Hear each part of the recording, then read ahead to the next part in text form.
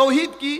তৌহিদ হচ্ছে আমার আল্লাহর এক, অদ্বিতীয়, কোনো শুরু নাই, কোনো শেষ নাই, তার কোনো মা বাবা নাই, কোনো ছেলে সন্তান নাই, তার কোনো মত নাই। কি নাই? মত। কোন দিক থেকে, আকৃতি, প্রকৃতি, গঠন, কোন দিক থেকে আল্লাহ সৃষ্টির সাদৃশ্য নন। উনি কোন জায়গার মধ্যে নাই।